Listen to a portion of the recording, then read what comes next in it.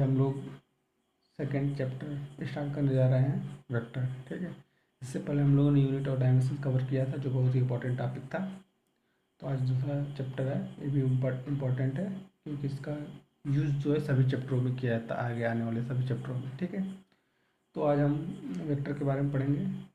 तो इससे पहले हम लोगों ने फिजिकल क्वांटिटी, टाइप क्वांटिटी, उसके बाद सप्लीमेंट्री फिजिकल क्वांटिटी पढ़े थे। तो आज हम लोग उसके बारे में, उसकी जो कि इसके कितने टाइप्स की होती हैं। ठीक है, तो जो क्वांटिटीज होती हैं जनरली 2 टाइप्स की होती है, एक स्केलर होती है, एक वेक्टर होती है। ठीक है, तो इसका हम स्केलर वेक्टर से पढ़ने से पहले इसकी हम डिफिनेशन देख लेते हैं, स्केलर्स क्या होती हैं और वेक्टर्स क्या होती हैं। इसमें जो स्केलर होता है केवल मैग्नीट्यूड होता है, जो वेक्टर होता है मैग्नीट्यूड और डायरेक्शंस दोनों इसके पास होता है। ठीक है, स्केलर क्वांटिटीज को हम जनरली जिसे अलजेब्रा, जो अलजेब्रिक होता है, अलजेब्रिक फंक्शन होता है, सब्ट्रैक्शन, एडिशंस, जनरल, इस तरीके से हम सब जोड़ घटा सकते हैं, इसको ऐड और सब्ट्रैक्ट कर सकते हैं। लेकिन वेक्टर क्वांटिटी जो होती है उसके साथ हम डायरेक्शन के साथ उसको ऐड करते हैं। ठीक है, तो हम इसमें देख लेते हैं कि स्केलर और वेक्टर में कौन कौन सी क्वांटिटी होती है। ठीक है, तो आपका जो स्केलर में है, तो सबसे पहले है डिस्टेंस, उसके बाद आपका वर्क आता है, मास, स्पीड। ठीक है, और बहुत सी क्वांटिटीज होती है जैसे टाइम, एरिया डेंसिटी, वॉल्यूम। और उसके बाद जो वेक्टर में आता है आपका first is velocity, displacement, displacement, acceleration, force. उसके बाद लीनियर मोमेंटम और बहुत सी क्वांटिटी जो इसके अंतर्गत आती हैं, वेक्टर के अंतर्गत। ठीक है, तो हम जो चैप्टर पढ़ेंगे आगे उसमें वेक्टर और जो स्केलर है उसको हम आगे बताते चलूँगा किस तरीके से उसका हम यूज करते हैं, और सभी चैप्टरों में कौन से वेक्टर, कौन से स्केलर क्वांटिटी, उसके बारे में भी हम पढ़ेंगे। ठीक है, तो बहुत सी और भी क्वांटिटीज होती है वेक्टर के अंतर्गत, और जो क्वांटिटी स्केलर और वेक्टर को फॉलो नहीं करती, जैसे कुछ क्वांटिटी होती है जो स्केलर और वेक्टर के प्रॉपर्टी को फॉलो नहीं करती, उसको हम अदर क्वांटिटी के रखते हैं। जैसे रेशियो में आपका होता है, जैसे पाइसन रेशियो हो गया, उसके बाद स्ट्रेन हो गया, उसके बाद उसका जो रिफ्रैक्टिव इंडेक्स, ऐसी जो क्वांटिटी होती हैं उसको हम लोग उसको रेशियो में रखते हैं। ठीक है, उसके बाद हम इसकी कैरेक्टरिस्टिक है, इसकी हम प्रॉपर्टीज़ के बारे में पढ़ते हैं कि वेक्टर की प्रॉपर्टीज़ क्या है। तो वेक्टर की प्रॉपर्टीज, जो इसकी फर्स्ट प्रॉपर्टीज है, it has magnitude as well as directions. जो वेक्टर क्वांटिटी है यह मैग्नीट्यूड के साथ डायरेक्शन रखती है, जैसे ये क्या है, वेक्टर है, तो इसको जो जो इसका जो हेड होगा जो, और यहाँ पर इसका जो क्या होगा, ये टेल, जहाँ पर इनिशियल पोजीशन शुरू होगा और जहाँ पर टर्मिनेट होगा, इसको हम हेड बोलेंगे, इसको tell.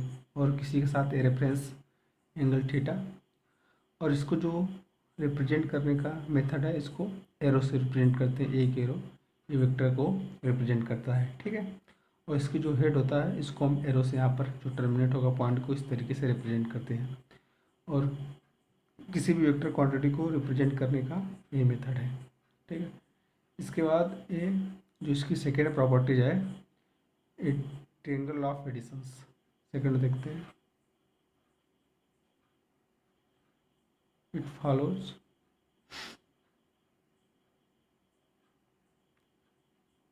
Triangle of additions. Triangle of additions का मतलब है कि जैसे कोई एक वेक्टर है, ठीक है, वेक्टर ये है और प्लस ये कोई दूसरा वेक्टर है। अगर हम ये वेक्टर आपका बी है, इसका कोई रेफरेंस लेते हैं यहाँ से थीटा, रेफरेंस एंगल, इसके डायरेक्शन को मेजर करने के लिए एंगल बहुत ही इम्पॉर्टेंट है। अगर दोनों को हम मीट करें, जब किसी दो वेक्टर को मीट करते हैं तो क्या होता है, ट्रिंगल ऑफ एडिशन को फॉलो करता है। जैसे वेक्टर ए हो गया आपका, ठीक है, इसको इसी डायरेक्शन में तो इसी डायरेक्शन में करेंगे। उसके बाद जो वेक्टर बी है, जो वेक्टर बी स्टार्ट होगा फर्स्ट वाले के हेड से स्टार्ट होगा, तो इसको हम इसी डायरेक्शन में, जो वेक्टर बी है इसको इस तरीके से हम, और डायरेक्ट वेक्टर ए और वेक्टर बी हो गया आपका।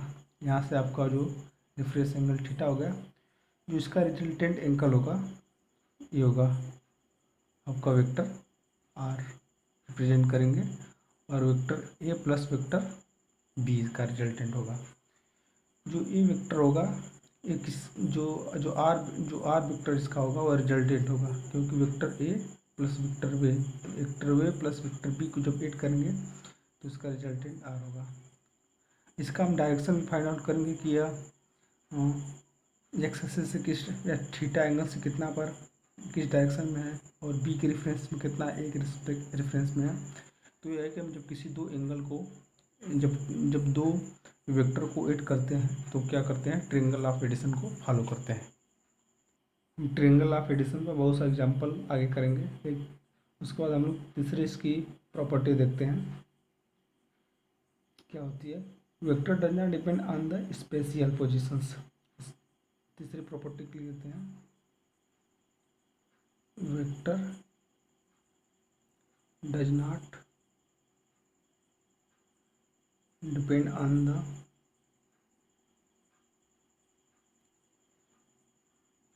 Special position in space.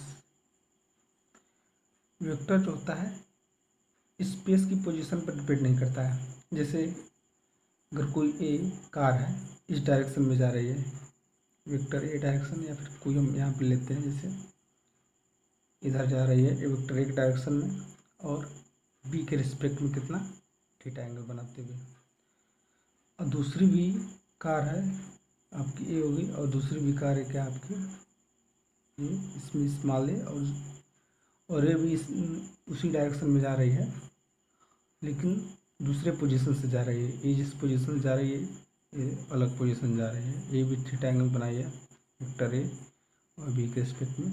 तो ये कहा है दोनों का जो रेफरेंस होगा उस रेफरेंस पर डिपेंड नहीं करेगी कहाँ से, किस पोजीशन से दोनों कार स्टार्ट हो रही हैं। इसलिए जो वेक्टर होता है स्पेस की पोजीशन पर डिपेंड नहीं करता है। चौथी प्रॉपर्टी इसकी क्या है, इट फॉलोज कॉम्यूटेटिव। ये जो है कॉम्यूटेटिव लॉ को फॉलो करता है। जैसे अगर vector A plus vector B हमने लिखे हैं तो क्या हो जाएगा, vector B plus vector A लिख सकते हैं इसको, जो इसका पांचवा लॉ है। पांचवी प्रॉपर्टी इसकी है, ये क्या करता है, इट फॉलोज एसोसिएटिव लॉ को भी ये फॉलो करता है। जैसे vector A plus vector B plus vector C is equal to, तो vector A plus B plus vector C. जैसे हमने एग्जांपल यहाँ पर एक लेते हैं, ऊपर वाले का भी एग्जांपल होगा उसी तरीके से, लेकिन पहले इसको हम एसोसिएटिव लॉ को समझ लेते हैं, उसी से रिलेटेड वो भी हुए। ठीक है, जैसे वेक्टर आपका है ए है, ठीक, और ये आपका क्या है वेक्टर बी है, और यहाँ पर आपका रेफरेंस लेते हुए 60 डिग्री का वेक्टर क्या है आपका सी है। पहले हम इसमें क्या है वेक्टर बी प्लस सी को जोड़ते हैं, या फिर वेक्टर ए में वेक्टर बी प्लस सी को ऐड करते हैं। ठीक है, या हम किसी को पहले ऐड कर सकते हैं बाद में ऐड कर सकते हैं, वो हमारे ऊपर डिपेंड। जैसे वेक्टर ए हो गया आपका, ठीक है, उसके बाद क्या हो गया आपका वेक्टर बी हो गया, उसके बाद आपका वेक्टर यहाँ से 30 डिग्री रेफरेंस लेते हुए क्या हो जाएगा आपका वेक्टर सी। तो इसका रिजल्टेंट क्या होगा आपका, ये हो जाएगा आपका रिजल्टेंट। ठीक है, उसी तरीके से जब इस पर ऐड करेंगे तो जैसे आपका वेक्टर ए हो गया प्लस वेक्टर हम सी को जोड़ना चाहते हैं और फिर वेक्टर बी को जोड़ना चाहते हैं, तो आपका यहाँ 60 डिग्री, तो रिजल्टेंट ये क्या हो जाए आपका सी हो गया। हम किसी को ए प्लस बी जैसे भी हम इसको ऐड करें एसोसिएटिव लॉ को ये फॉलो करता है, ठीक है। उसके बाद हम अगली प्रॉपर्टी पढ़ते हैं डिस्ट्रीब्यूटिव लॉ, ठीक है। ये जो छठी इसकी प्रॉपर्टी है 6 नंबर, ए क्या करता है, डिस्ट्रीब्यूटिव लॉ को भी फॉलो करता है। डिस्ट्रीब्यूटिव लॉ, ठीक है। तो उसमें क्या है, vector A dot vector B plus vector C is equal to vector A dot vector B plus vector A dot vector C. हमने वेक्टर के प्रॉपर्टीज के बारे में पढ़ लिया। उसके बाद हम लोग वेक्टर के टाइप्स के बारे में पढ़ेंगे कि वेक्टर कितने टाइप का होता है। तो यहाँ का हो जाए आपका टाइप ऑफ वेक्टर, ठीक है। तो जो फर्स्ट वेक्टर है आपका parallel vector,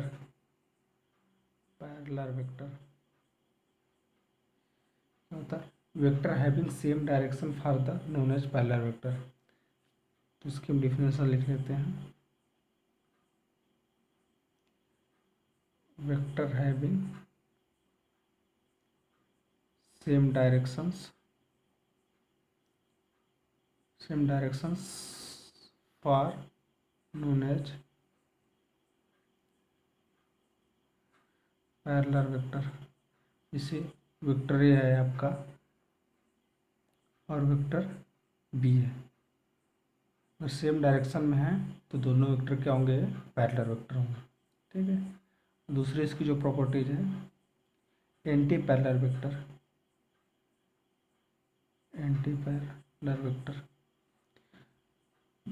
vector having opposite directions. Vector जो अपोजिट डायरेक्शन के होते हैं उनको हम क्या बोलते हैं, एंटी पैरेलल वेक्टर। जैसे वेक्टर ए है आपका और इसकी अपोजिट डायरेक्शन का वेक्टर बी है, ये दोनों क्या होंगे आपके एंटी पैरेलल वेक्टर। जो तीसरा होता है आपका कोलिनियर वेक्टर,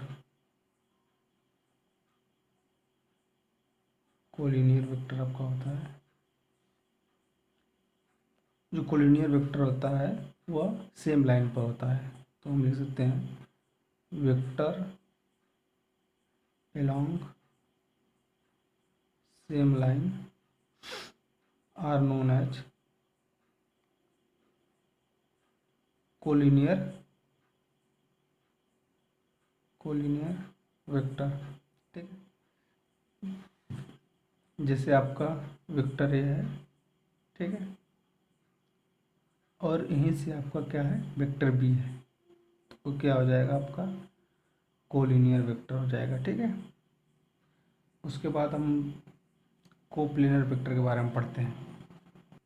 जो कोप्लेनर वेक्टर होता है इसमें 3 या 3 से अधिक वेक्टर हो सकते हैं। जैसे वेक्टर ए है आपका, ठीक है, और एक है आपका वेक्टर बी है और ये वेक्टर क्या है सी, किसी एक प्लेन में एग्जिस्ट करते हो, उसी को हम क्या बोलेंगे, कोप्लेनर वेक्टर। जब कोई वेक्टर कोप्लेनर हो तो हम लिख सकते हैं vector A cross vector B dot vector C is equal to 0 होगा। अगर 3 वेक्टर कोप्लेनर है तो उनका क्रॉस प्रोडक्ट 2 वेक्टर का और तीसरे का डॉट इज इक्वल टू 0 होगा।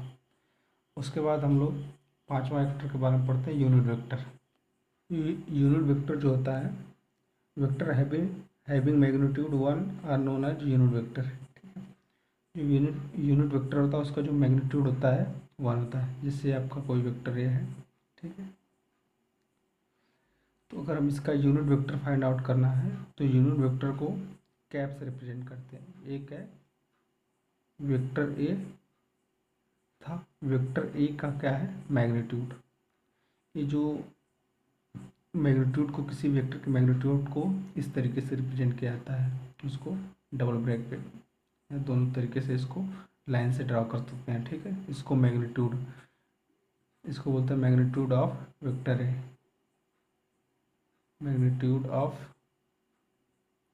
Vector A.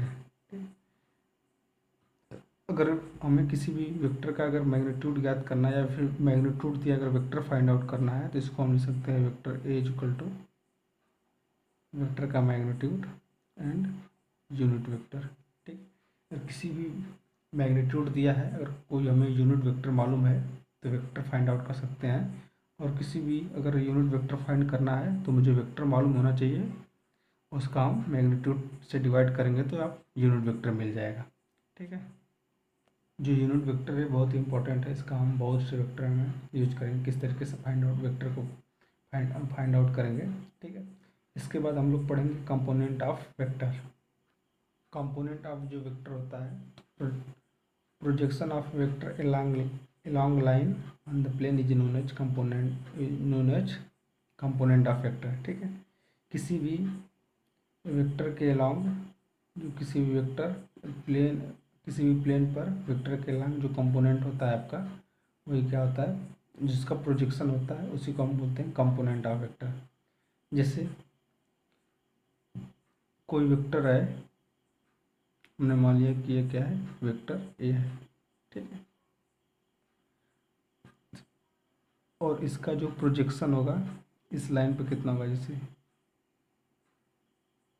कोई वेक्टर ए है तो इस लाइन पे इसका प्रोजेक्शन क्या हो जाएगा आपका,